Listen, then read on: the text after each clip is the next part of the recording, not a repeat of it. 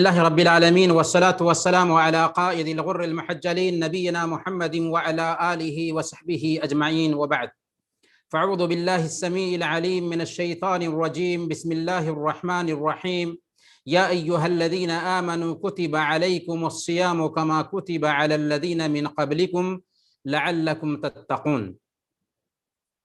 محترم بھائیوں اور دینی بہنوں، السلام علیکم ورحمۃ اللہ وبرکاتہ۔ سب سے پہلے ہم آپ تمام تک اپنا نیک جذبہ پہنچانا چاہیں گے کہ ہمیں آپ سب سے اللہ کے لیے محبت ہے، اور اس محبت کے طفیل ہم اللہ رب العالمین سے دعا کرتے ہیں کہ الہ العالمین تو ہم سب کے مسائل حل فرما دے، ہمارے آل و اولاد کی حفاظت فرما، اور ہم سب کو کل قیامت کے دن اپنے عرش کا سایہ نصیب فرما، جس دن تیرے سایہ کے علاوہ کوئی اور سایہ نہ ہوگا، آمین یا رب العالمین۔ محترم بھائیوں اور بہنوں، چند دنوں کے بعد ہمارے سروں پر نہایت ہی عظیم الشان مہینہ یعنی رمضان المبارک سایہ فگن ہونے والا ہے، جس میں جنت کے 8 دروازے کھول دیے جائیں گے، جہنم کے 7 دروازے بند کر دیے جائیں گے، سرکش شیاطین بھی جکر دیے جائیں گے، قید کر دیے جائیں گے، نیکیوں کے اجر و ثواب میں اضافہ کر دیا جائے گا، جس کی ہر رات اعلان ہوگا یا باغی الخیر اقبل و یا باغی الشر اقصر، اے بھلائیوں کے چاہنے والے آگے بڑھو، اور اے برائیوں کے طلبگار پیچھے ہٹ جاؤ، اب تو بس کرو، جس کی ایک رات 1000 مہینوں سے افضل ہے۔ جو اس کے خیر سے محروم رہا وہ واقعی محروم انسان ہے۔ روزہ، تلاوت قرآن، صدقات و خیرات، قیام اور دعا و استغفار پر مشتمل نیکیوں کے موسم بہار کی آمد ہے۔ جب ہمارے گھروں میں کسی ہر دل عزیز مہمان کی آمد ہوتی ہے تو ہم کیا کرتے ہیں؟ اپنے گھروں کو سجاتے ہیں، اس کی زینت اور زیبائش کرتے ہیں، چہروں پر خوشیاں مچل رہی ہوتی ہیں، دل باغ باغ ہوتا ہے، اور مہمان کے لیے اپنی آنکھیں فرش راہ کیے ہوتے ہیں۔ کیا ایسا ہوتا ہے یا نہیں؟ اب ہمیں جواب دیجئے کہ رمضان کی آمد پر ہم اپنے دل میں کیا کیفیت پا رہے ہیں، جبکہ چند دن ہی رمضان کو باقی رہ گئے ہیں۔ ہم رمضان کا استقبال کیسے کریں اور کیسے اس عظیم مہینے کی برکتوں کو سمیٹیں، اسی سلسلے میں آج کے اس آن لائن پروگرام میں ہم گفتگو کریں گے۔ محترم بھائیوں اور بہنوں، ہر سال رمضان کا مہینہ آتا ہے اور ایک مہینہ بعد چلا جاتا ہے، لیکن رمضان سے ہم میں سے اکثر لوگ خاطر خواہ طریقے سے فائدہ نہیں اٹھا پاتے۔ ذرا غور کریں، کتنے رمضان ہماری زندگی میں آئے ہوں گے؟ 10 رمضان، 20 رمضان، 40 رمضان، جتنے بھی آئے ہوں، ذرا دل کو ٹٹولیے اور من سے پوچھئے کہ ان پچھلے رمضانوں میں ہماری حالت کیسی رہی، ہماری عبادت کی کیفیت کیسی رہی، ہمارا ایمان کیسا رہا، ہماری اللہ رب العالمین سے نزدیکی کیسی رہی، اور سب سے اہم بات یہ ہے کہ رمضان کے بعد ہمارا تقوی کیسا رہا۔ روزے کی فرضیت کا مقصد تقوی کا حصول تھا نا، لعلکم تتقون، تاکہ تم متقی بن جاؤ، تاکہ تمہارے اندر تقوی آ جائے۔ کیا ہمارے اندر تقوی پیدا ہو سکا؟ مجھے یقین ہے کہ ہماری اکثریت کا جواب کسی صورت میں اطمینان بخش نہیں ہو سکتا۔ برکیف پچھلے رمضانوں میں ہماری کیفیت جیسی بھی رہی ہو، آنے والا رمضان कैसा होना चाहिए, आइए हम पुख्ता अहद करते हैं कि हम इस आने वाले रमज़ान को अपनी ज़िंदगी का सबसे बेहतर रमज़ान बनाएंगे और इस रमज़ान का खैर व खूबी से इस्तकबाल करेंगे। अगर आप तैयार हैं तो इसके लिए हम 10 गुजारिशात आपकी खिदमत में पेश करेंगे, सिर्फ 10 गुजारिशात, दिल हाजिर करके और कान लगाकर हमारी बातें सुने।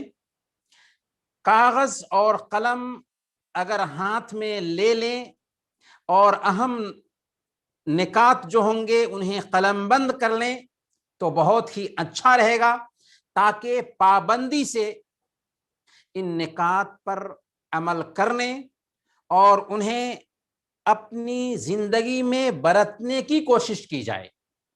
तो आइए हम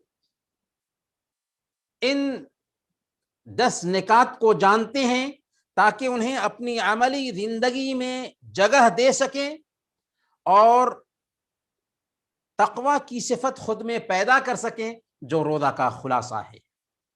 पहली गुजारिश, गुनाहों से सच्ची तौबा कीजिए। अल्लाह के हक में कोताही हुई है तो उस पर नादिम और शर्मिंदा हों, गुनाहों को बिल्कुल छोड़ दें और आइंदा उन्हें ना करने का पुख्ता अज़्म करें।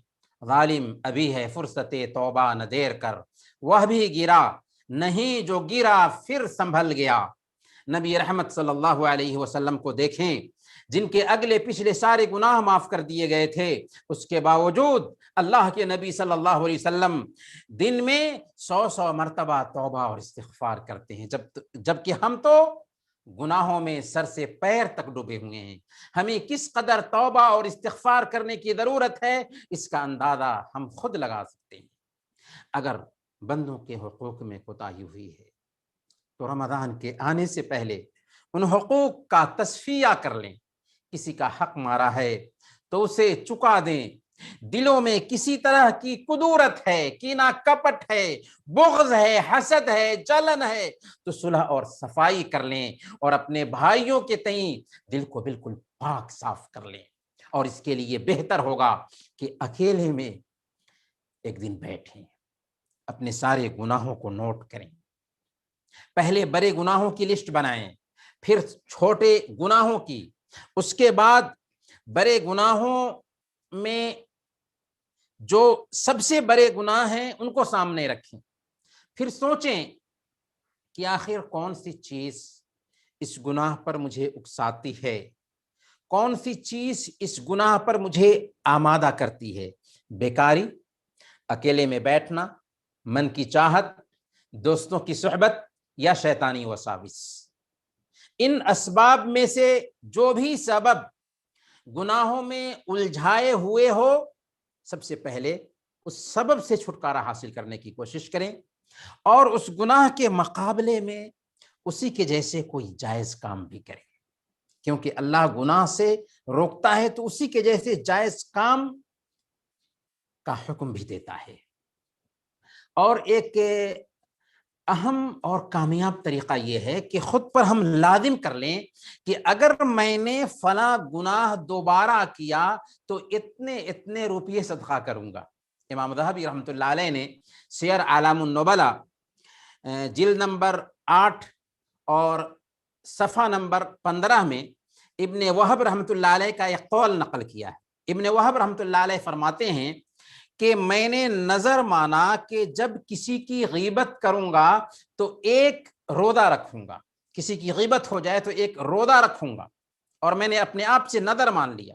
चुनांचे जब किसी की गीबत करता तो एक रोजा रखता, जिसने मुझे थका दिया। फिर मैंने नजर माना कि जब किसी की गीबत करूं तो एक दिरहम सदका करूंगा। फमिन हुब्बि दराहिम तरक्तुल गीबह, दिरहम से मोहब्बत की वजह से मैंने गीबत करना छोड़ दिया। क्यों? इसलिए कि पैसों से हर इंसान को मोहब्बत होती है, इसलिए अपने ऊपर लाजिम कर लेने से आसानी के साथ हम बुराई से छुटकारा पा सकते हैं। बरत कर देखिए, ये पहली गुजारिश है। दूसरी गुजारिश, اللہ تعالیٰ سے دعا کریں کہ وہ ہمیں رمضان کا مہینہ نصیب فرمائے اور اس میں قیام کرنے اور روزہ رکھنے کی توفیق عطا فرمائے۔ اللہ والے 6 مہینہ پہلے سے رمضان کو پانے کی دعا کرتے تھے۔ مشہور تابعی معلّہ بن فضل رحمۃ اللہ علیہ بیان کرتے ہیں کہ صحابہ 6 مہینہ پہلے سے یہ دعا کرتے تھے کہ اے اللہ ہمیں رمضان کی سعادت نصیب فرما۔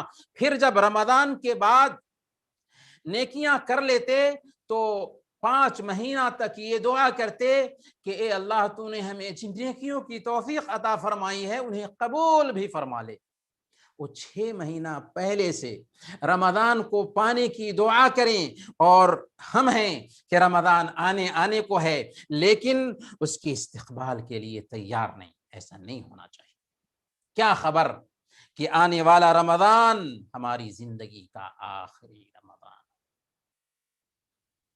اس مہینہ کو پا لینا اور اس میں عبادت کی توفیق حاصل کر لینا بہت بڑی نعمت ہے۔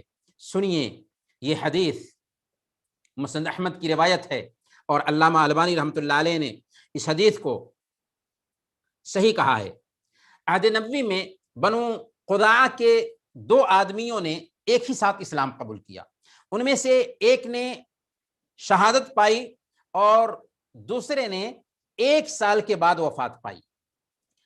حضرت طلحہ بن عبید اللہ رضی اللہ تعالیٰ عنہ صحابی رسول ہیں، اخیر میں وفات پانے والے کو خواب میں دیکھتے ہیں کہ وہ اپنے ساتھی سے پہلے جنت میں داخل ہو چکے ہیں۔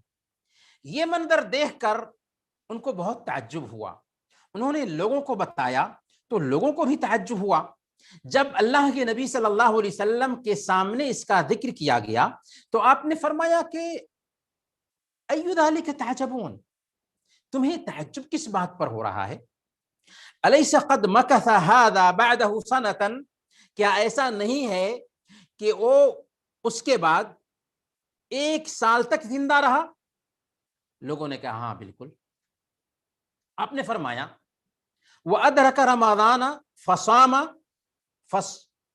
وَصَلَّى كَذَا وَكَذَا سَجْدَةً فِي السَّنَةِ، پھر اس نے رمضان کا مہینہ پایا، رمضان کے روزے رکھے اور سال بھر اتنی رکعات نمازیں پڑھیں۔ لوگوں نے کہا کہ ہاں بالکل یا رسول اللہ۔ تب آپ صلی اللہ علیہ وسلم نے فرمایا فما بینہما ابعد مما بین السماء والارض، ان دونوں کے بیچ آسمان اور زمین کا فرق پایا جاتا ہے، ان دونوں کے بیچ آسمان اور زمین کا فرق پایا جاتا ہے۔ سبحان اللہ۔ اسلام میں شہادت کا اعلیٰ مقام اور مرتبہ ہونے کے باوجود صحابی اپنے شہید ساتھی پر صرف اس وجہ سے فوقیت لے جاتے ہیں کہ انہیں مزید 1 سال کی مہلت ملی تھی، 1 سال کی زندگی ملی تھی جس میں رمضان آیا، اس کے روزے رکھے، شب قدر پایا، اس میں قیام کیا اور سال بھر نمازیں پڑھتے رہے۔ اس لیے یہ رمضان ہمارے لیے غنیمت ہے۔ کتنے لوگ اس سال رمضان سے پہلے وفات پا چکے۔ اللہ تعالیٰ نے اگر ہمیں زندگی بخشی ہے تو ان ایام کے برکات سے اپنے آپ کو محروم نہ رکھیں۔ کیا خبر کہ آنے والا رمضان ہماری زندگی کا آخری رمضان ثابت ہو۔ اس لیے آنے والے مہینے کا خیر و خوبی سے استقبال کریں۔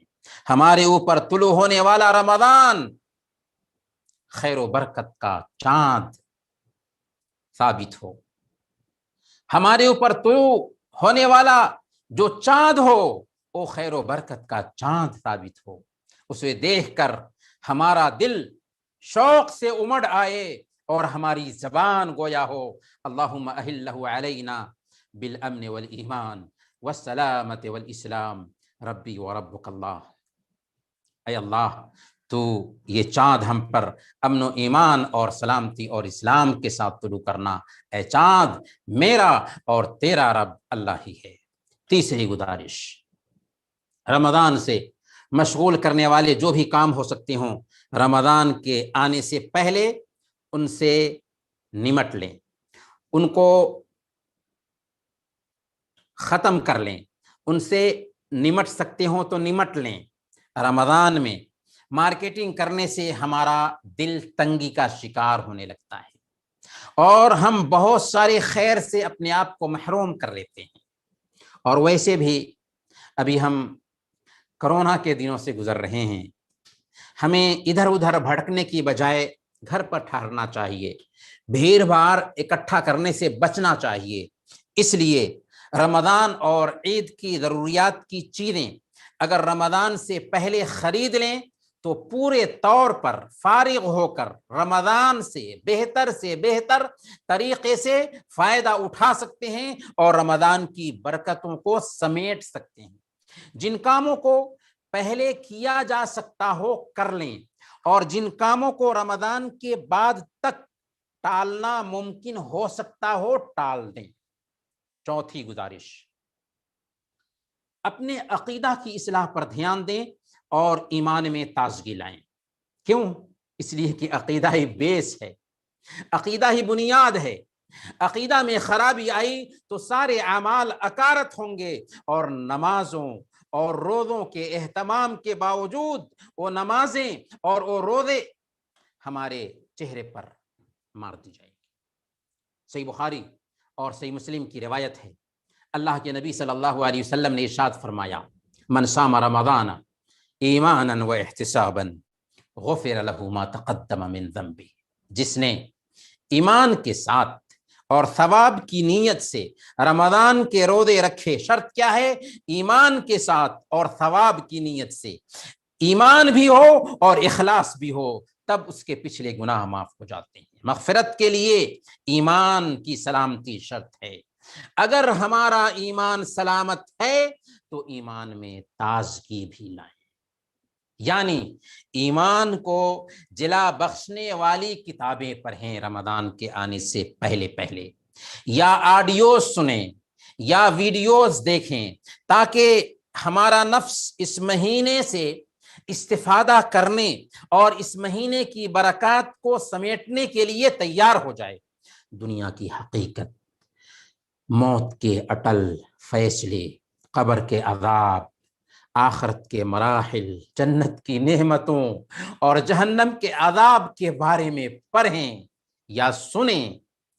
کورونا وائرس کو دیکھیے کہ یہ تو بہترین سبق ہے ہم سب کے لیے کہ چلتا پھرتا انسان اچانک بیمار ہوتا ہے اور چند ہی دنوں میں دنیا سے گزر جاتا ہے. کیا دیکھتے نہیں کہ چوٹی کے علماء اور مشائخ ہمارے بیچ سے رخصت ہو گئے اور ہم خود بھی گزرنے والے ہیں. یہ احساس ہر وقت ہمارے ذہن میں طاری رہنا چاہیے, اور اگر ممکن ہو سکتا ہو تو قبرستان کی زیارت بھی کریں اور اپنے آخری انجام کے بارے میں ہمیشہ فکر مند رہیں. رمضان میں اللہ والوں کے معمولات میں کیسے تبدیلی آتی تھی اور ان کی کیسی کیفیت ہوتی تھی, اسے بھی جاننے کی کوشش کریں تاکہ ہمارا بھی دل نرم ہو سکے اور ہمارے اندر بھی نیکی کی رغبت پیدا ہو, نیکیاں جمع کرنے کا شوق پیدا ہو. پانچویں گزارش, رمضان اور روزے کے فضائل, مسائل اور احکام کی جانکاری حاصل کریں. رمضان اور روزے کے فضائل کو جانیں.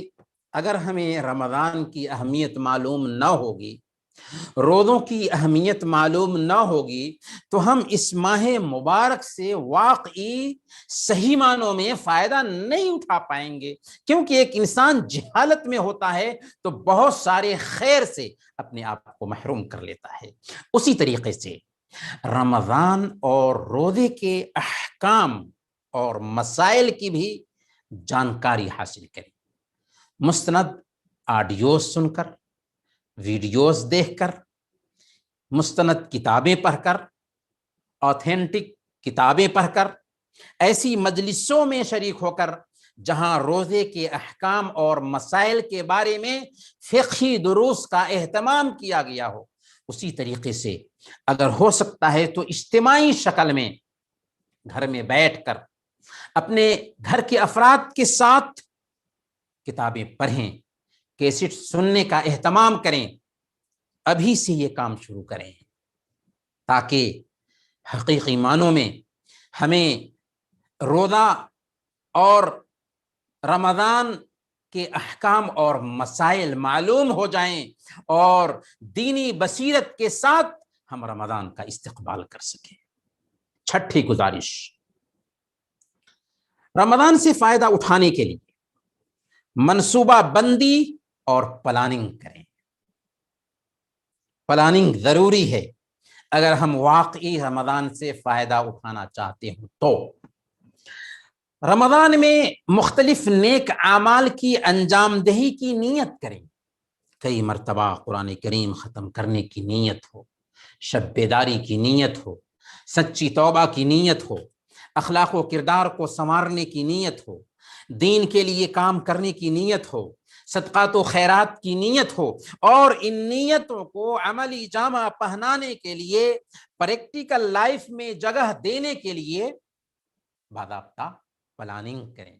24 گھنٹے کے لیے ایک چارٹ بنائیں، اور چارٹ ایسا ہو کہ اس چارٹ کو اپنے پریکٹیکل لائف میں برتنا آسان ہو جائے۔ مثال کے طور پر ایک چارٹ دیکھیے، سب سے پہلے نمبر پر اس چارٹ میں یا اس لسٹ میں آپ شامل کریں کہ ہم سحری سے پہلے جگیں گے، پھر اس وقت میں وضو کریں گے، جس قدر میسر ہو نمازیں پڑھیں گے اور دعا کریں گے، کیونکہ یہ وقت دعاؤں کی قبولیت کا وقت ہے۔ اس وقت اللہ رب العالمین سمائے دنیا پر اترتا ہے اور اعلان کرتا ہے۔ کس وقت؟ سحری سے پہلے والا جو وقت ہوتا ہے، اذان سے پہلے والا جو وقت ہوتا ہے، سحری کے وقت تک یہ اللہ رب العالمین اعلان کرتا ہے طلوع فجر سے پہلے پہلے کہ ہے کوئی سائل کہ ہم اس کو عطا کریں، ہے کوئی دعا کرنے والا کہ ہم اس کی دعا قبول کریں، ہے کوئی مغفرت کا طلبگار کہ اس کے گناہوں کو معاف کریں۔ اس لیے سحری کرنے سے پہلے نماز خوب سے خوب پڑھیں اور زیادہ سے زیادہ دعائیں کریں۔ دوسرے نمبر پر اپنے لسٹ میں شامل کریں کہ 5 وقت کی فرض نمازوں کی وقت پر پابندی کریں گے۔ اللہ تعالیٰ نے فرمایا ان الصلاۃ کانت علی المؤمنین کتابا موقوتا، نماز مومنوں پر وقت کی پابندی کے ساتھ فرض ہے، اس لیے سونے میں ہماری نمازیں بے وقت نہیں ہونی چاہیے۔ اس کے لیے پلاننگ کی ضرورت ہے۔ پھر نمازوں کے بعد کے اذکار کا اہتمام کریں، نماز سے پہلے اور بعد کی سنتوں کی پابندی کریں، نماز وتر کی پابندی کریں، اور روزانہ دعا کا اہتمام کریں کہ یہ مہینہ ہی مانگنے کا مہینہ ہے۔ اس کی ہر رات میں انسانوں کی گردنیں آزاد ہوتی ہیں۔ اپنے لسٹ میں شامل کریں کہ پورے رمضان نماز تراویح کا اہتمام کریں گے۔ اپنے لسٹ میں شامل کریں کہ ہم اپنے رشتہ داروں اور غربا اور مساکین کا خیال کریں گے، فون پر اپنے رشتہ داروں کی خبر لیں گے، ان کی ضرورت ہے تو ان کی ضرورت پوری کریں گے، چاہے مادی ضرورت ہو یا مانوی ضرورت ہو۔ آپ سے جس حد تک ہو سکتا ہو صدقات و خیرات کریں، کیونکہ یہ مہینہ ہمدردی کا مہینہ ہے، غمخواری کا مہینہ ہے۔ جبکہ آج ہم دیکھتے ہیں کہ غریبوں کی ضرورتیں بھی زیادہ ہوتی جا رہی ہیں، اس لیے ہم رمضان میں سخاوت اور دریا دلی سے کام لیں اور غریبوں کی مدد کرنا اپنے چارٹ میں شامل کریں۔ اپنے لسٹ میں شامل کریں کہ ہم روزانہ روزے داروں کو افطار کرائیں گے۔ اگر آپ سے ممکن ہو سکتا ہو تو روزے داروں کو افطار کرائیں، اور اگر افطار کا سامان رمضان سے پہلے مستحقین تک پہنچا دیں تو اور بھی بہتر، کیونکہ وہ رمضان کے لیے تیاری کر سکیں گے۔ اور اللہ کے نبی صلی اللہ علیہ وسلم کا فرمان ہے کہ جو کوئی ایک روزے دار کو افطار کراتا ہے اس کو روزہ رکھنے والے کے جیسے ثواب ملتا ہے، اور روزے دار کے روزے میں کوئی کمی نہیں کی جاتی. اپنے لسٹ میں یہ شامل کریں کہ ہم رمضان کے ایک ایک لمحہ سے فائدہ اٹھائیں گے. سونے کا وقت طے کریں اور جتنا طے کریں اتنا ہی سوئیں. کچھ وقت نکال کر ڈیلی اسلامی کیسٹ سنیں، ویڈیوز دیکھیں، دینی کتابوں کا مطالعہ کریں، سوشل میڈیا کے ذریعہ دعوت کے کام میں شرکت کریں. یہ ضروری نہیں ہے کہ آپ لیکچر دیں، لیکن قرآنی آیات، احادیث نبویہ، آتھینٹک ویڈیوز اور آڈیوز تو ضرور شیئر کر سکتے ہیں نا. اس لیے کیجیے اور اس بات کے فکر مند بنیے کہ کم سے کم ایک آدمی کو بھی رمضان میں میرے ذریعہ ہدایت مل جائے. یہ بات میں اس لیے عرض کر رہا ہوں کیونکہ رمضان میں انسانی طبیعت میں فطری طور پر قبول حق کی صلاحیت پیدا ہوتی ہے.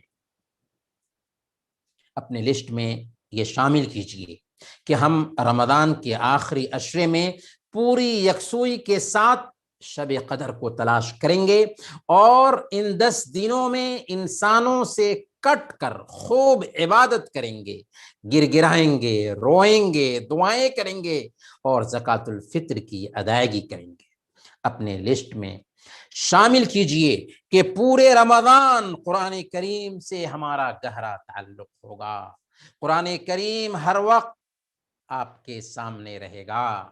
ایک مرتبہ اور 2 مرتبہ نہیں بلکہ کئی مرتبہ قرآن ختم کرنے کا عزم رکھیں. اور یہ نہیں کہ تلاوت کی شروعات رمضان میں کریں گے، نہیں بلکہ ابھی سے شروع کر دیں. شعبان کے مہینہ سے ہم گزر رہے ہیں. عمر بن قیس رحمۃ اللہ علیہ کے بارے میں آتا ہے کہ جب شعبان کا مہینہ آتا تو وہ اپنی دکان بند کر دیتے اور قرآن کریم کی تلاوت کے لیے خود کو فارغ کر لیتے تھے. سلمہ بن کہیل کہتے ہیں کہ شعبان کا مہینہ قاریوں کا مہینہ کہا جاتا تھا. صرف یہ نہیں کہ رمضان میں ہم قرآن کی تلاوت کریں گے اور بس اور بغیر سوچے سمجھے نہیں، بلکہ ایک مرتبہ ہماری تلاوت ایسی بھی ہونی چاہیے کہ قرآن پڑھتے ہوئے قرآن میں خود کو دیکھنے کی کوشش کریں. قرآن ہمارے رب کا پیغام ہے جو ہمارے نام آیا ہے. تلاوت کرتے ہوئے ایک ایک آیت پر غور کریں اور دیکھیں کہ ہماری زندگی میں قرآن کس حد تک اتر سکا ہے، ہم کس حد تک قرآن کے پیغام پر اتر رہے ہیں. جب ہم کوئی کتاب پڑھتے ہیں تو ہمارا مقصد اسے سمجھنا ہوتا ہے نہ کہ الفاظ کی رٹ لگانا. ہمارا یہی حال قرآن کریم کی تلاوت کرتے وقت بھی ہونا چاہیے. آج ہم قرآن پر غور نہیں کرتے، قرآن پر تدبر نہیں کرتے، جو اصل میں شیطان کی ایک سازش ہے. امام ابن حبیرہ رحمۃ اللہ علیہ کہتے ہیں وَمِن مَكَائِدِ الشَّيْطَانِ تَنْفِيرُ عِبَادِ اللَّهِ مِن تَدَبُّرِ الْقُرْآنِ لِعِلْمِهِ أَنَّ الْهُدَى وَاقِعٌ عِنْدَ التَّدَبُّرِ. شیطان کی سازشوں میں سے ایک یہ ہے کہ وہ اللہ کے بندوں کو تدبر قرآن سے دور رکھنا چاہتا ہے، کیونکہ اسے پتہ ہے کہ تدبر کے بعد اسے ہدایت ملنی ہے. کیونکہ شیطان کو پتہ ہے کہ تدبر کے بعد اس کو ہدایت ملنی ہے، اس لیے شیطان بندے کو تدبر قرآن سے روکتا ہے، دور کرتا ہے.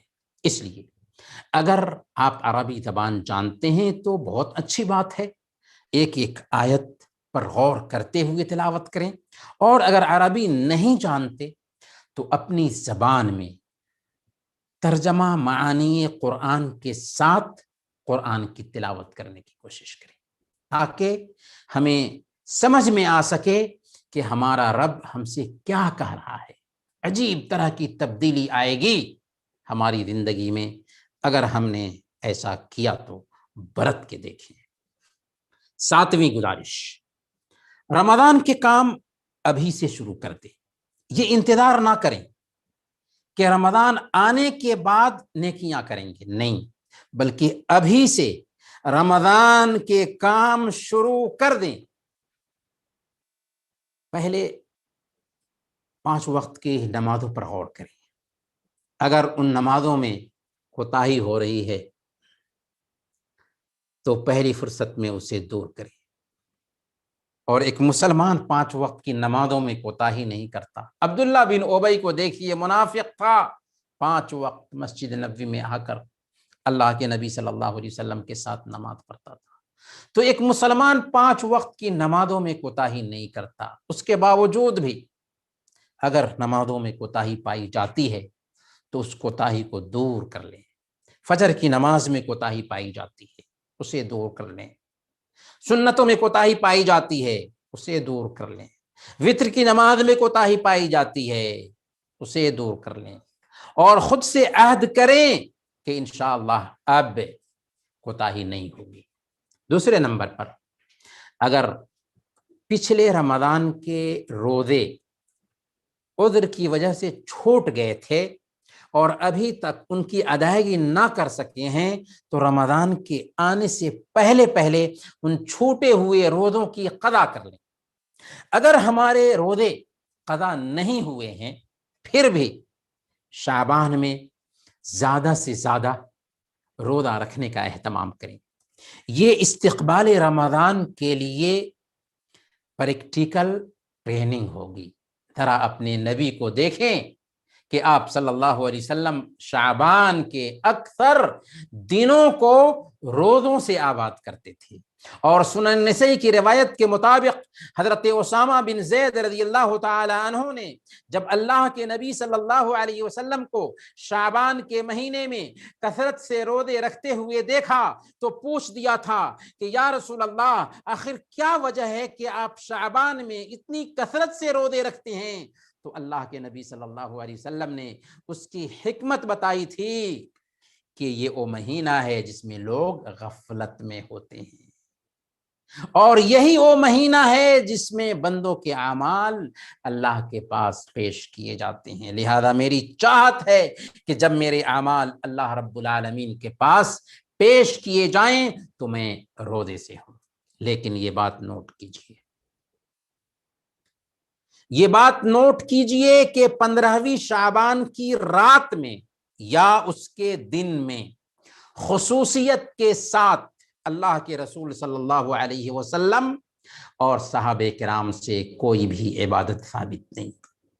شعبان میں زیادہ سے زیادہ روزے رکھیں، لیکن خاص طور پر 15ویں شعبان کا اہتمام کرنا اور اسے شب برات نام دینا اللہ کہ نبی صلی اللہ علیہ وسلم اور صحابہ کرام سے اس رات میں کچھ بھی ثابت نہیں۔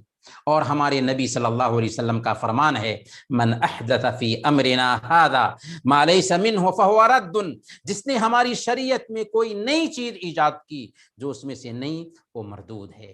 اس لیے بدعات و خرافات سے ہمیشہ اپنے دامن کو پاک رکھیں۔ تیسرے نمبر پر ہم اپنی آمدنی کا حساب و کتاب کریں۔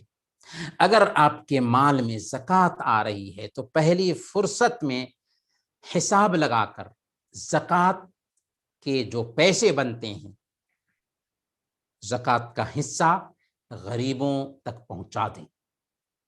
اگر ہم کوتاہی کریں گے تو شریعت کی نظر میں مجرم ٹھہریں گے۔ صحیح بخاری کی روایت ہے، اللہ کے رسول صلی اللہ علیہ وسلم نے ارشاد فرمایا، اللہ نے جس کو مال سے نوازا پھر اس نے زکوٰۃ ادا نہیں کی تو قیامت کے دن اس کا مال گنجے سانپ کی شکل میں آئے گا، جس کی آنکھوں کے اوپر 2 سیاہ نقطے ہوں گے۔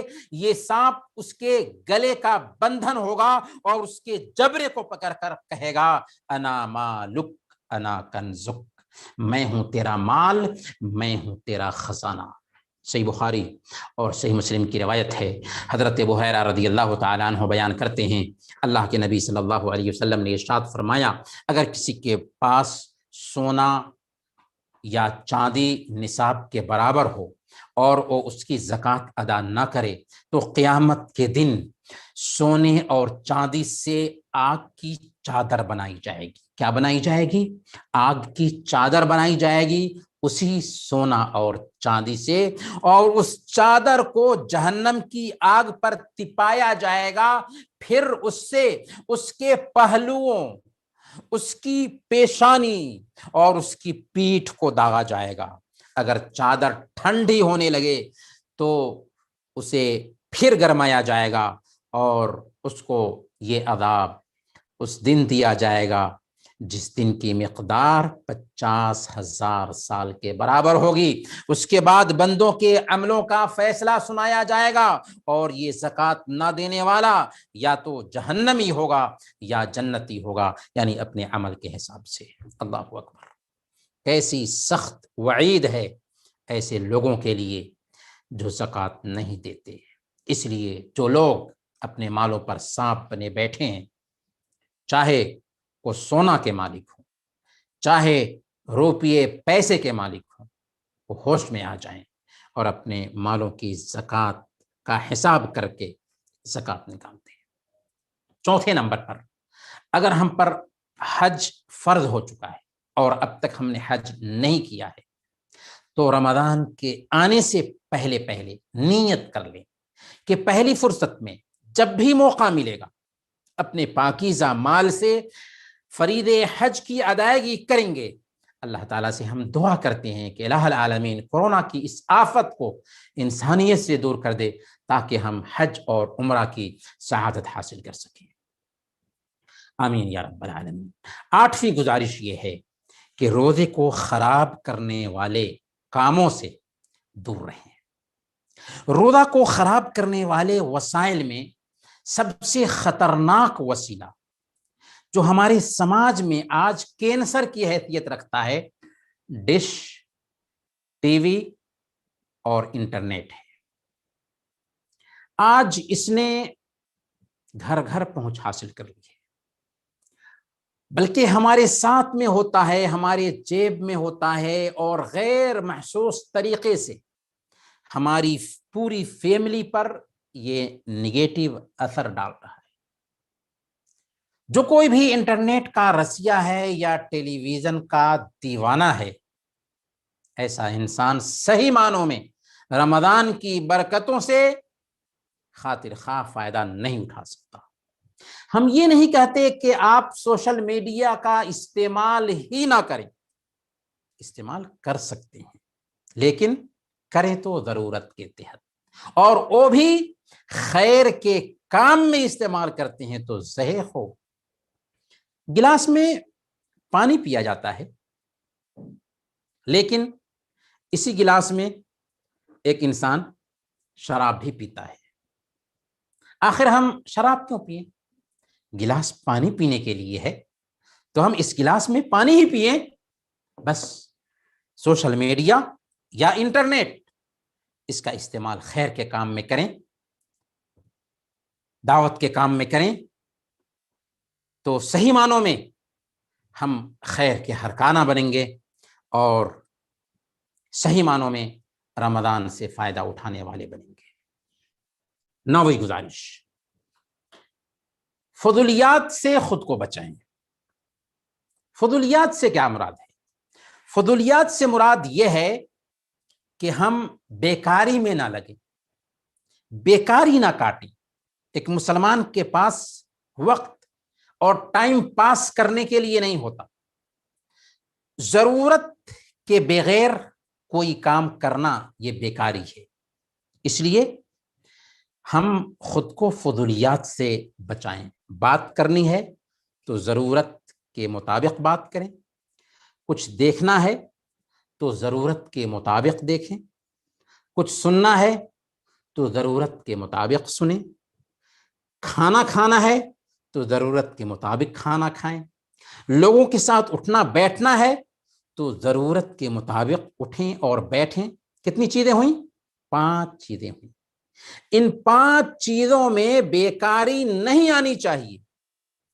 जरूरत से ज्यादा अगर बात की, जरूरत से ज्यादा अगर देखा, जरूरत से ज्यादा अगर सुना, जरूरत से ज्यादा अगर खाना खाया, जरूरत से ज्यादा अगर सोहबत इख्तियार की, تو کسی صورت میں ہم رمضان کی برکتوں کو سمیٹ نہیں سکتے، رمضان کے فیض سے خاطر خواہ طریقے سے فیضیاب نہیں ہو سکتے۔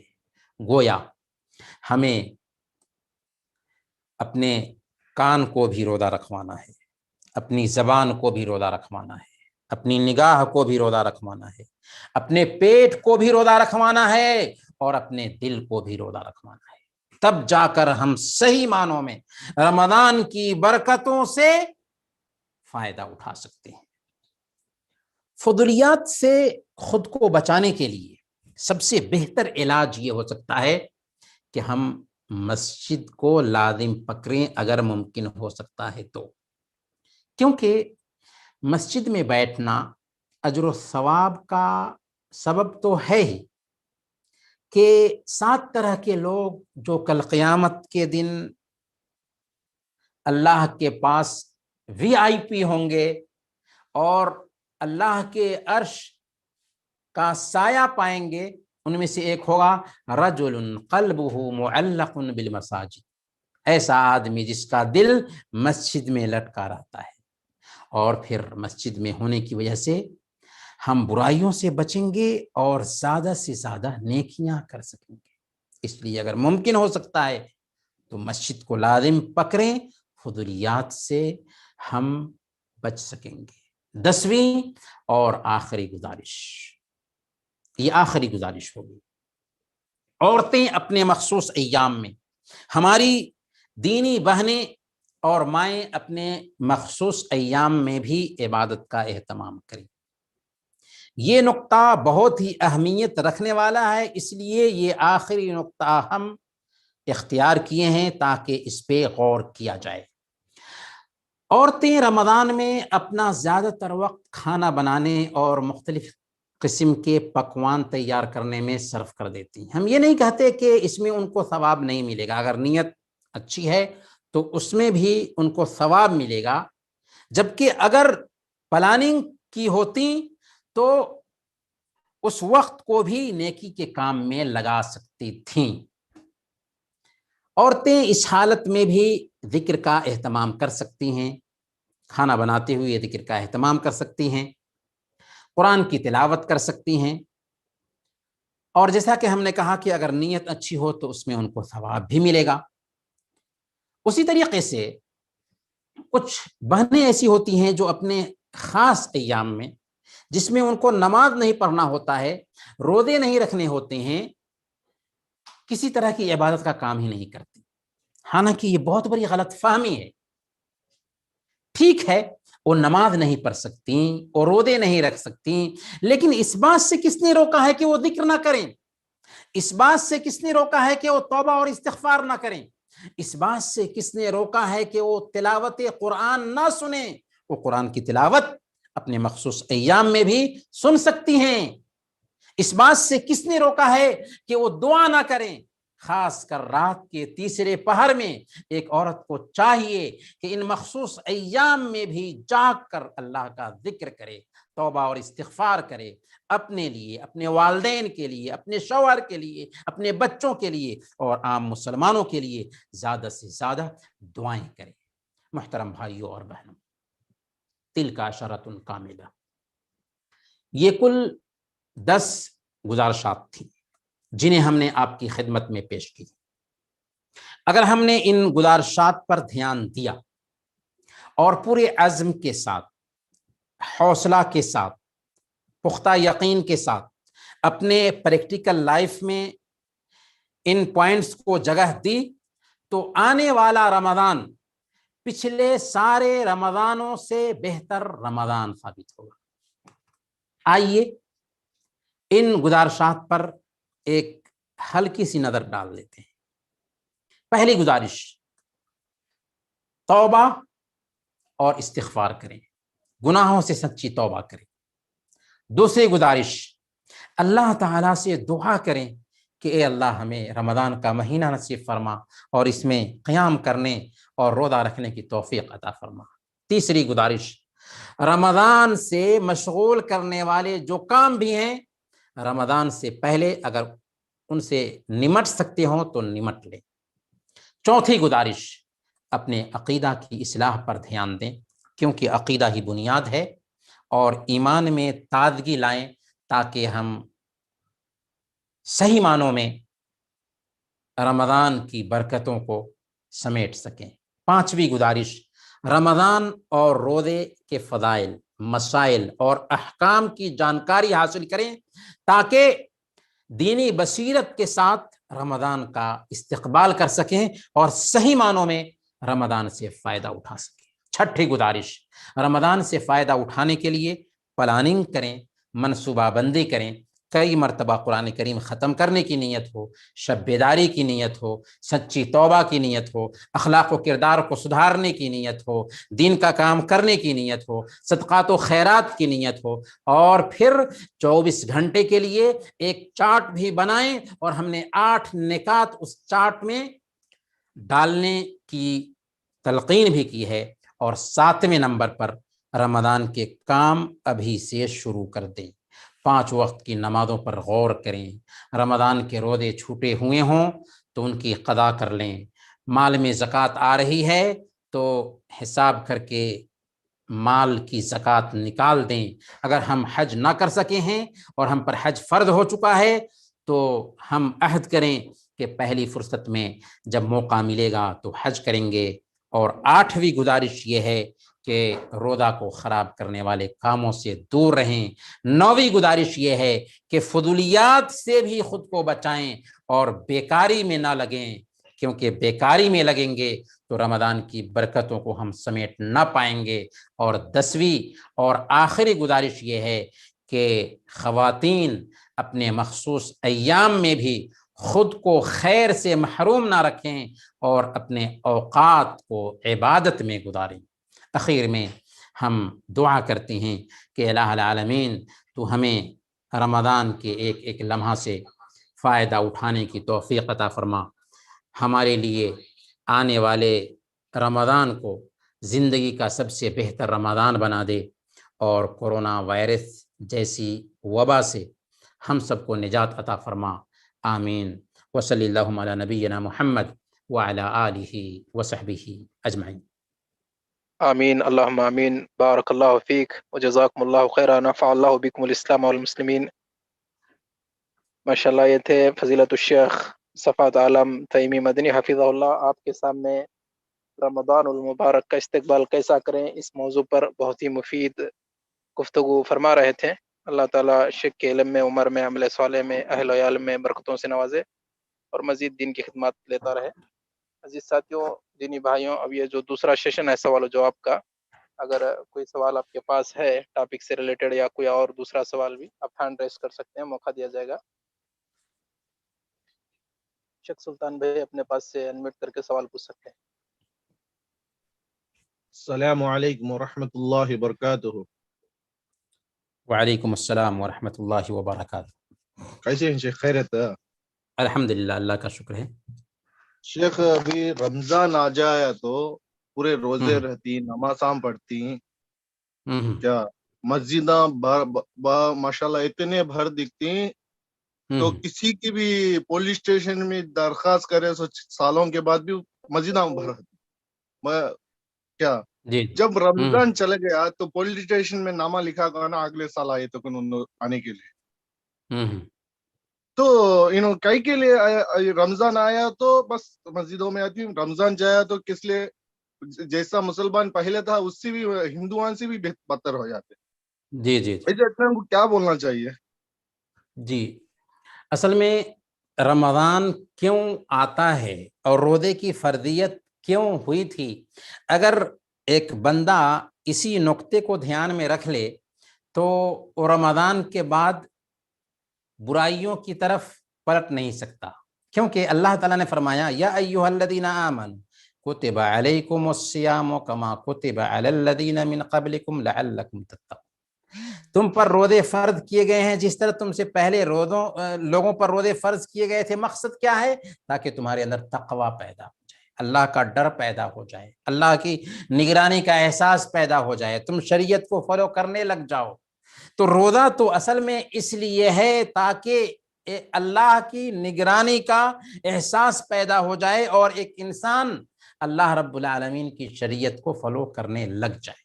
اسی لیے بعض سلف نے کہا بئس القوم لا يعرفون اللہ الا فی رمضان، وہ بہت ہی بری قوم ہے جو اللہ کو رمضان میں ہی پہچانتی ہے۔ بھئی جس رب کی ہم رمضان میں عبادت کرتے ہیں وہی رب تو 11 مہینوں کا بھی ہے۔ رمضان میں ہم نے اپنے رب کی عبادت کی اور 11 مہینے تک ہم اپنے رب سے دور رہے، تو گویا کہ ہم جو کچھ کیے تھے اس کو پانی میں ڈال دیا، کچھ بھی فائدہ نہیں ہو سکا۔ مکہ میں ایک عورت تھی،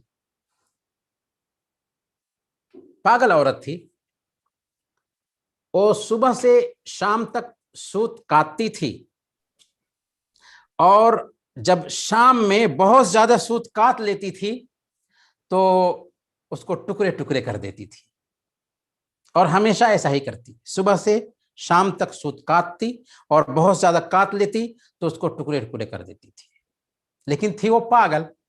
اللہ رب العالمین نے اس عورت کی مثال دی اور کہا وَلَا تَكُونُوا كَالَّتِي نَقَضَتْ غَزْلَهَا مِن بَعْدِ قُوَّةٍ أَنْكَاثًا، اس عورت کے جیسے مت ہو جاؤ جس نے اپنی سوت کو مضبوطی سے کاٹنے کے بعد ٹکڑے ٹکڑے کر دیا۔ تو جو بندہ رمضان میں عبادت کرتا ہے اور رمضان کے بعد نماز کو طاق پر رکھ دیتا ہے، سمجھیے کہ اس نے رمضان میں بھی عبادت نہیں کی، کیونکہ اصل میں ہمارے سماج میں شریعت کی صحیح روح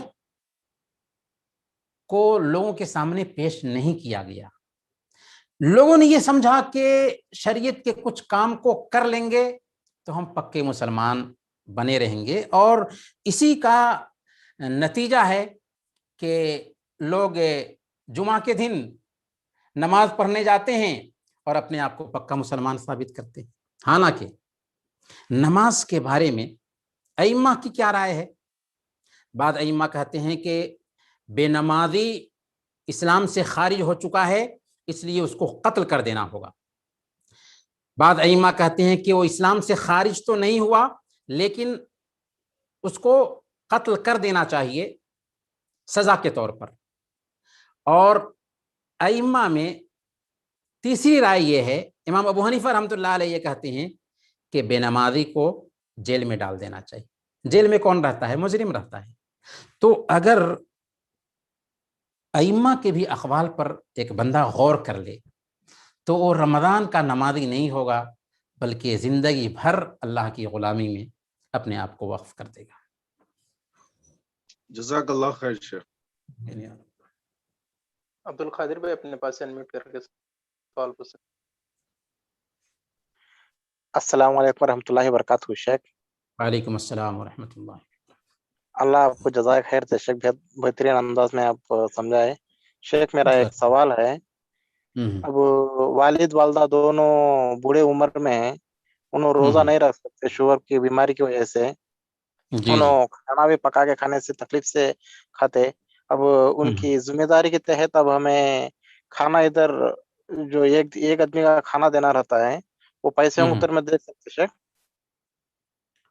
ہاں، جو معذور ہیں، معذور میں ایسے بوڑھے بھی آ جاتے ہیں اور ایسی عمر رسیدہ خواتین بھی آ جاتی ہیں جو روزہ رکھنے کی طاقت نہیں رکھتے ہیں، تو عمر دراز ہونے کی وجہ سے ان سے روزہ معاف ہے، البتہ اس روزے کے بدلے میں کھانا کھلا دیں گے، یا پھر یہ ہے کہ اناج دے دیں گے۔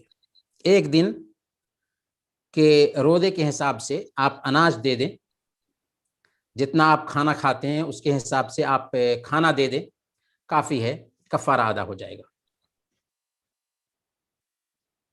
تو شیخ اب ہمیں ادھر ہی نا شیخ، اس میں اس کے بدلے میں ہم پیسے دے سکتے شیخ اس کو تو بھی؟ ہاں پیسہ بھی دے سکتے ہیں، جی ہاں پیسے بھی دے سکتے ہیں۔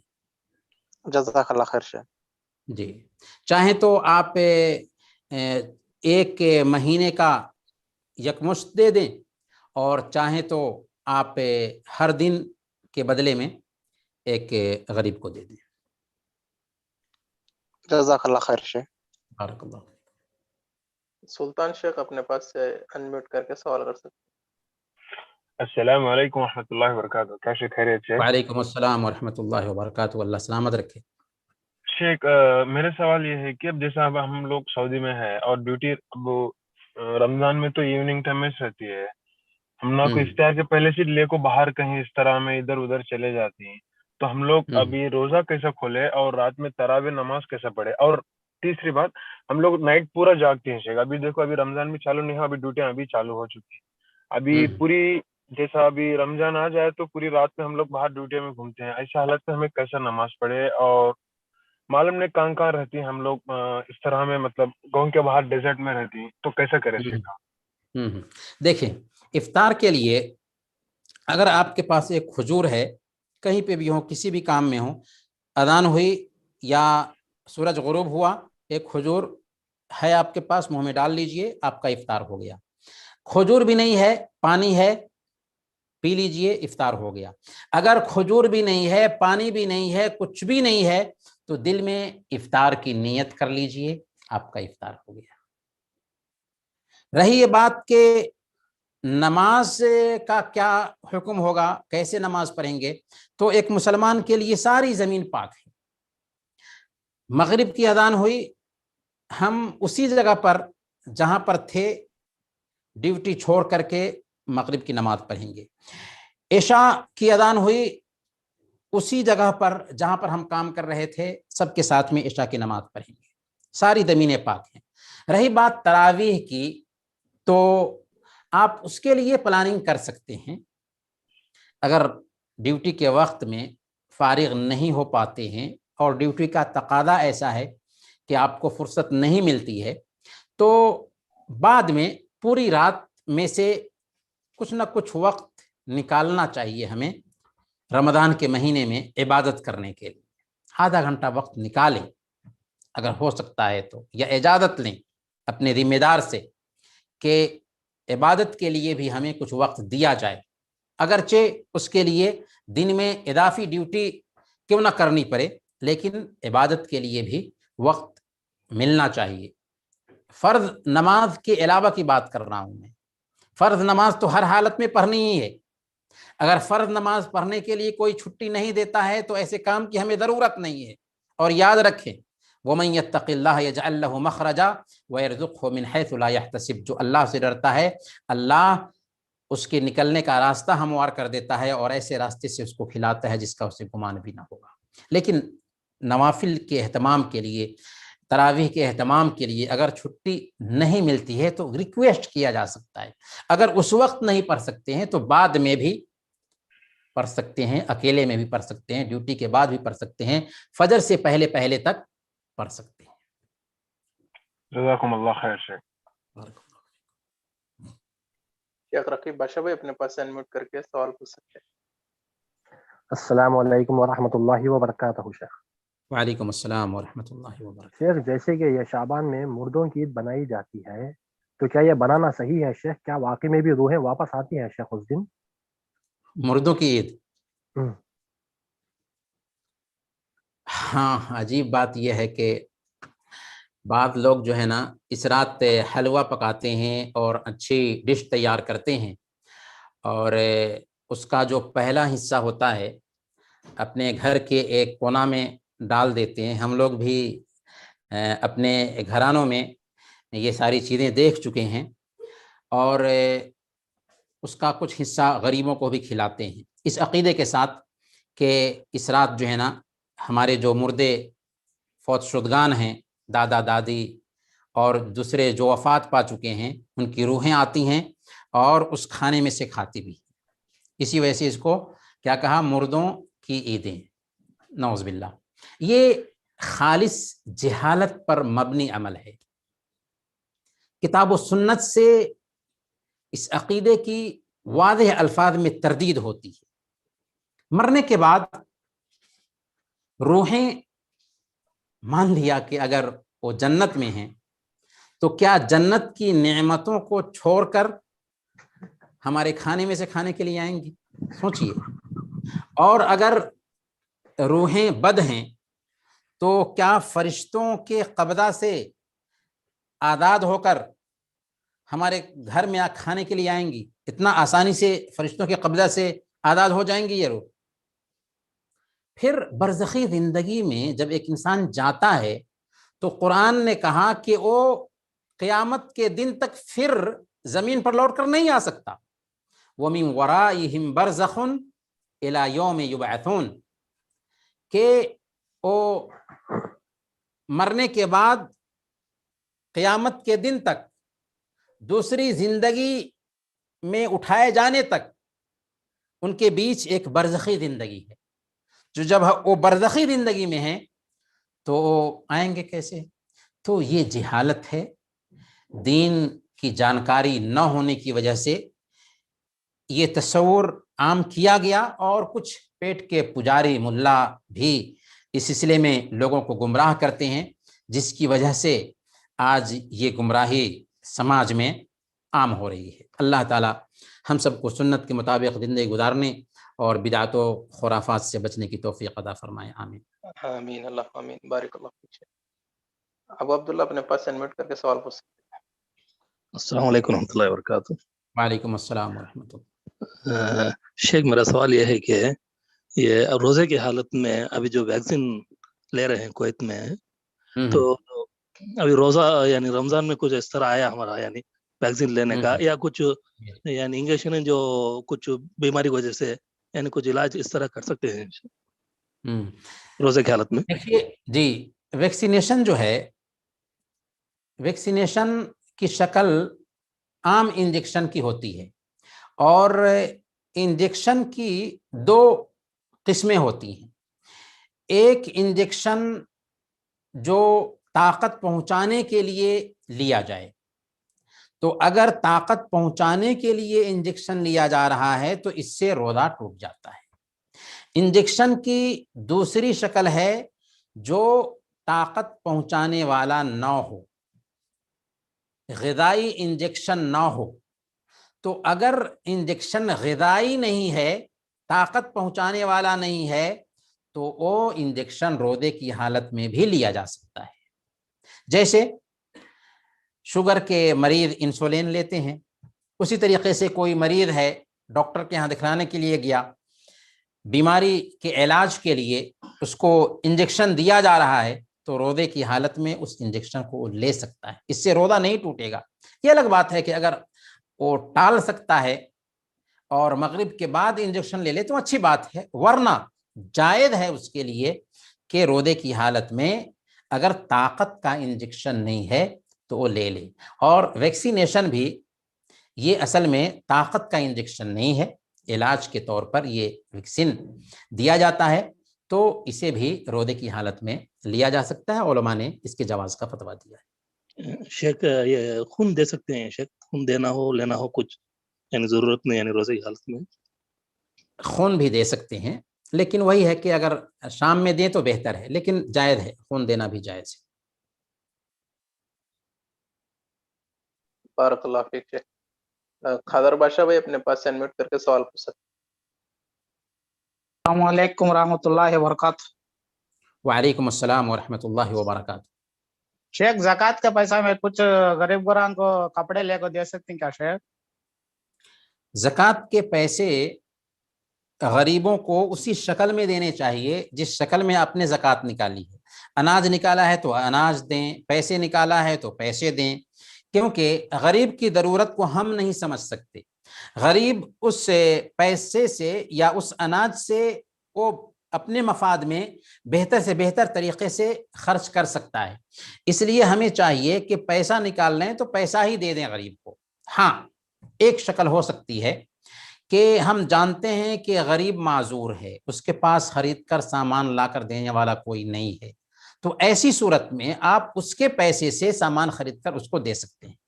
لیکن اپنے حساب سے کپڑے خرید کر دینا، اناج خرید کر دینا، یہ صحیح طریقہ نہیں۔ ہم یہ نہیں کہتے کہ اس سے آپ کی زکوٰۃ ادا نہیں ہوگی، لیکن بہتر طریقہ یہی ہے کہ آپ پہ اس کو جو مستحق ہے، سب سے پہلے تو دیکھنا چاہیے کہ واقعی وہ مستحق ہے یا نہیں۔ کبھی کبھی ہم کیا سوچتے ہیں کہ اگر پیسے دیں گے تو وہ نہیں لیتے، تو کپڑے ہی خرید کر دے دیتے ہیں۔ یہاں پر یہ بات بھی میں بتا دوں کہ اگر کوئی آدمی مستحق زکوٰۃ ہے تو اس کو بتانا بھی ضروری نہیں ہے کہ یہ زکوٰۃ کے پیسے ہیں، بس ہمیں دیکھ لینا ہے کہ وہ مستحق ہے۔ لیکن اگر کوئی مستحق نہیں ہو اور آپ اس کو زکوٰۃ کے پیسے سے کپڑے خرید کر دے رہے ہیں تو آپ کی زکوٰۃ کی ادائیگی تو نہیں ہوگی نا، کیونکہ آپ نے غیر مستحق کو زکوٰۃ دیا ہے۔ بہرکیف کہنے کا مطلب یہ ہے کہ بہتر یہی ہے کہ پیسے ہیں تو پیسے ہی دیں، الا یہ کہ اگر کوئی معذور ہے تو اس کو کپڑا خرید کر دیا جا سکتا ہے، اگر کپڑے کی ضرورت ہے تو اناج خرید کے دیا جا سکتا ہے اگر اناج کی ضرورت ہے تو۔ جزاک اللہ خیر۔ بارک اللہ۔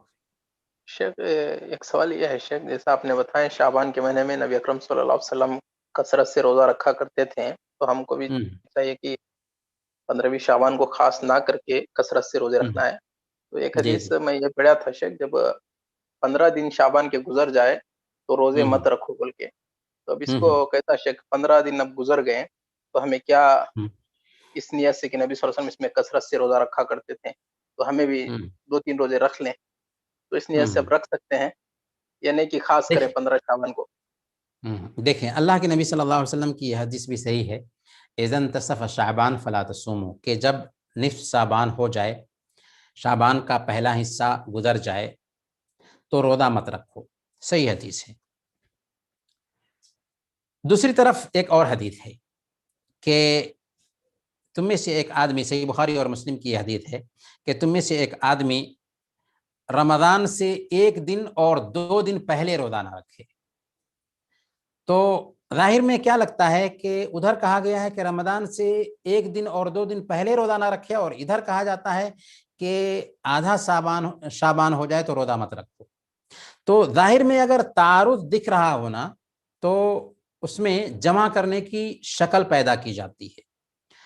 تو اس کا جواب یہ دیا جاتا ہے کہ اگر کوئی آدمی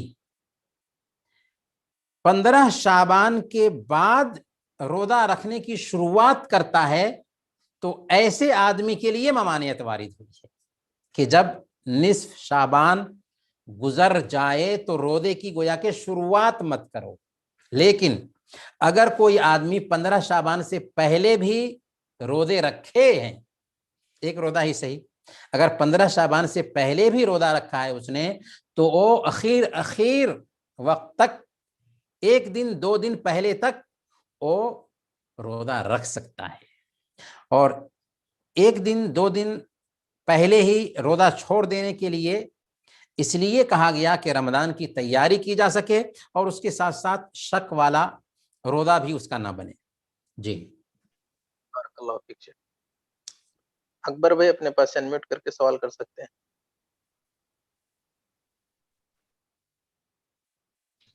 السلام علیکم ورحمۃ اللہ وبرکاتہ شیخ۔ وعلیکم السلام ورحمۃ اللہ۔ شیخ میں جہاں کام کر رہا ہوں وہاں دیوان ہے شیخ، کوئی لوگ ہے نا شیخ، پہلے ہی وضو کر لیتے ہیں ان لوگ، پھر سگریٹ پیتا ہے، شیشہ پیتا ہے، پھر ایسا ہی وضو نہیں بناتا ہے، ایسا ہی آ کو نماز پڑھتا ہے، نماز بھی پڑھاتا ہے ان لوگ، ایسا جائز ہے گا شیخ؟ دیکھیے سگریٹ پینا حرام ہے، اور شیشہ یا اس قبیل کی جو بھی چیزیں ہیں نشاور چیزوں میں ہی وہ چیزیں آتی ہیں، یا پھر یہ کہہ لیجئے کہ اس سے نقصان ہوتا ہے۔ اور ہماری شریعت میں جو چیزیں پاکیزہ ہیں وہ حلال ہیں، اور جو چیزیں پاکیزہ نہیں ہیں وہ حرام ہیں۔ اللہ کے نبی صلی اللہ علیہ وسلم کے بارے میں اللہ نے فرمایا وَيُحِلُّ لَهُمُ الطَّيِّبَاتِ وَيُحَرِّمُ عَلَيْهِمُ الْخَبَائِثِ، کہ نبی صلی اللہ علیہ وسلم ان کے اوپر طیبات کو حلال ٹھہراتے ہیں اور خبائث کو حرام ٹھہراتے ہیں۔ تو جو طیبات، جو پاکیزہ چیزیں نہیں ہیں وہ حرام ہوں گی۔ کیا سگریٹ اور شیشہ کو ہم پاکیزہ چیز کہیں گے؟ قطعاً نہیں۔ گویا کہ سگریٹ پینا حرام ہے، کیونکہ اس کی وجہ سے ایک انسان اپنی صحت کو برباد کرتا ہے، اور جان کی حفاظت بہت بڑی چیز ہوتی ہے۔ تو یہ تو مسئلہ یہ رہا کہ سگریٹ پینا حرام ہے یا حرام نہیں ہے، تو ہم نے جان لیا کہ سگریٹ پینا حرام ہے۔ اب آپ کے سوال کے جواب کی طرف آتے ہیں۔ اگر کوئی آدمی سگریٹ پیتا ہے یا شیشہ پیتا ہے تو سگریٹ پینے کی وجہ سے اگرچہ حرام ہے، لیکن اس کی وجہ سے اس کا وضو نہیں ٹوٹے گا۔ ہاں، اللہ کے نبی صلی اللہ علیہ وسلم نے یہ ضرور کہا ہے کہ تم میں سے کسی آدمی نے پیاز کھایا ہو یا لہسن کھایا ہو تو ہماری مسجد میں نہ آئے اور اپنے گھر میں ہی رہے، کیونکہ فَإِنَّ الْمَلَائِكَةَ تَتَأَذَّى مِمَّا يَتَأَذَّى مِنْهُ بَنُو آدم، کہ جس چیز سے بنو آدم کو اذیت ہوتی ہے اس چیز سے فرشتوں کو بھی تکلیف پہنچتی ہے۔ اس ناحیہ سے اس کے لیے جائز نہیں ہے کہ بدبو لے کر کے مسجد میں جائے، پر اس کا وضو نہیں ٹوٹا۔ شیشہ پیا تھا، سگریٹ پی تھی، اس کا وضو نہیں ٹوٹا، پر اس حالت میں نماز کے لیے جانا بہتر نہیں ہے۔ اس کے لیے وہ کم سے کم کلی کر لے، منہ کو صاف کر لے اور پھر نماز پڑھے، یعنی اس کے لیے ضروری نہیں ہے کہ وہ وضو کا اعادہ کرے۔ میں یہی بات پوچھا ہے شیخ، میں ان لوگ بول رہے نہیں ایسا جائز ہے، پڑھ سکتے ہیں، ایسا بول رہے ہیں شیخ ہم لوگ۔ جی بتایا میں نے نا، ہاں بتایا میں نے کہ ہاں وضو کرنا اس کے لیے ضروری نہیں ہے، لیکن چونکہ وہ منہ کی بدبو ہے تو اس کو زائل کرنا ضروری ہے، اس کے لیے وضو نہیں ٹوٹا اس کا۔ بارک اللہ فیک شیخ۔ پاشا بھائی اپنے پاس انمیوٹ کر کے سوال پوچھ سکتے ہیں، اب کوئی بھائی ہینڈ ریس نہ کرے، اسی پر اتفاق کریں گے یہ 2 سوالوں پر۔ السلام علیکم ورحمۃ اللہ وبرکاتہ۔ وعلیکم السلام ورحمۃ اللہ۔ شیخ، جیسے کہ ہم سید الاستغفار اور استغفار کے کئی سیگے استعمال کرتے ہیں مغفرت کے لیے، تو ان سیگوں سے کون سے گناہ معاف ہوتے ہیں شیخ؟ کتنے بھی بڑے بڑے گناہ وہ بھی معاف ہو جاتے ہیں یا ان کے لیے الگ سے کوئی توبہ کرنا پڑے گی شیخ؟ صحیح بخاری کی حدیث ہے، اللہ کے نبی صلی اللہ علیہ وسلم نے بیان فرمایا کہ جس نے سید الاستغفار کو پڑھا صبح میں اور شام تک اس کی موت ہو جاتی ہے تو وہ جنت میں جائے گا، اور جس نے شام میں پڑھی اور صبح تک اس کی موت ہو جاتی ہے تو وہ جنت میں جائے گا۔ سید الاستغفار کی یہ فضیلت ہے، اس لیے سید الاستغفار کا اہتمام کرنا چاہیے۔ لیکن جو گناہ ایسے بشارتوں کی بنیاد پر معاف ہوتے ہیں وہ صغائر ہیں۔ بڑے گناہ کے لیے توبہ ضروری ہے، بڑے گناہ کے لیے توبہ ضروری ہے۔ جب تک کہ ہم اس بڑے گناہ سے توبہ نہیں کریں گے تب تک کہ وہ گناہ معاف نہیں ہوتا۔ یہ الگ بات ہے کہ ایک بندہ اگر اس گناہ پر مر گیا ہے، شرک نہیں کیا تھا، تو اللہ کی مرضی پہ ڈیپینڈ کرتا ہے، کیونکہ اللہ فرماتا ہے ان اللہ لا یغفر ان یشرک بہ ویغفر ما دون ذلک لمن یشاء، کہ اللہ تعالیٰ شرک کو معاف نہیں کرتا، شرک کے علاوہ جس گناہ کو چاہے معاف کر دے گا۔ بارک اللہ فیک شیخ۔ غلام جرال بھائی اپنے پاس سے انمیوٹ کر کے سوال پوچھ سکتے ہیں۔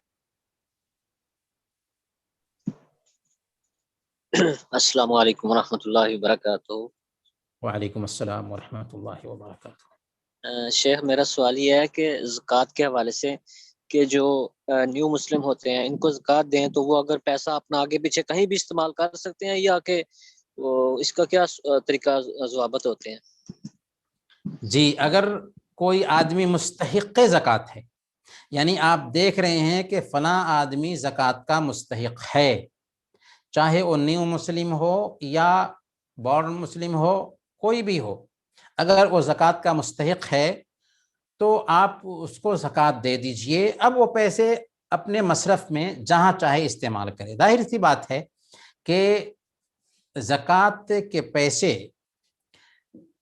ایسے ہی آدمی کو دینا چاہیے، اور بہتر یہی ہے جو نیک ہو، پرہیزگار ہو۔ اگر شرابی ہے، کبابی ہے، تو ایسے انسان کو زکوٰۃ کے پیسے دیں گے اور وہ اس کو غلط راستے میں استعمال کرے گا تو جائز نہیں ہے۔ لیکن ایک نیو مسلم ہے، ماشاءاللہ اچھی بات ہے کہ نیو مسلم کی مدد کرنی چاہیے۔ جو آدمی اسلام قبول کیا اس کے ساتھ بہت سارے مسائل ہو سکتے ہیں، تو ایسے لوگوں کو ترجیح دینی چاہیے۔ اب نیو مسلم پیسے لینے کے بعد میں اپنی کوئی بھی ضرورت پوری کرتا ہے تو اس کو حق ہے پوری کرنے کے لیے۔ یہ ضروری نہیں ہے کہ آپ جانیں کہ وہ کیا کرے گا، اگر وہ بہتر انسان ہے تو اچھے ہی راستے میں اسے خرچ کرے گا انشاءاللہ۔ بارک اللہ فیک شیخ۔ شیخ ایک آخری سوال ہے شیخ۔ شیخ جی 15 شعبان شب برات بول کے جو لوگ مناتے ہیں تو وہ بھائیوں سے جب کہا جاتا ہے اس کے متعلق، عبادتوں کے متعلق، یعنی تو روزے کے متعلق جو بھی حدیثیں آئے ہیں یہ سب ضعیف ہے، کئی علماء جو ہے اس کے اوپر کلام کیے ہوئے ہیں بول کے ہمیں جب بتاتے ہیں شیخ، تو کہتے ہیں دیکھو ہمارے بھی بڑے بڑے علماء ہیں، مفتی ہیں، یہ ہیں، وہ کہتے ہیں کہ یہ حدیثیں ضعیف تو ہیں لیکن یہ تمام ملیں گے تو اس لائق بن جاتی ہیں کہ جو ہے اس پر عمل کیا جائے، تو یہ کہہ کر وہ جو عمل کرنے لگتے ہیں تو کیا وہ گنہگار ہوں گے یا نہیں؟ تو اس طرح جو ہے وہ ان کے علماء کی بات مان کر جو عمل کرتے ہیں تو یہ کیا ان کو جو ہے ثواب بھی ملے گا اس پر؟ دیکھیں اصل میں کیا ہے کہ ایک عام آدمی جو ہوتا ہے، ایک عام آدمی کے لیے ٹھیک ہے کہ اس کے لیے یہ جائز ہے کہ کسی بھی عالم دین سے مسئلہ پوچھے اور عالم دین نے کوئی مسئلہ اس کو بتا دیا ہے تو اس پر عمل کرے، اس کے لیے جائز ہے۔ لیکن اس عام آدمی کے لیے بھی یہ ضروری ہے کہ پہلے وہ تحقیق کرے کہ کون سے عالم ہیں جو فلاں شہر میں قرآن اور حدیث کا علم رکھنے والے ہیں۔ اگر کوئی عالم قرآن اور حدیث کا آتھینٹک علم رکھتا ہے تو اسی سے اس کے لیے فتویٰ بھی پوچھنا جائز ہوگا۔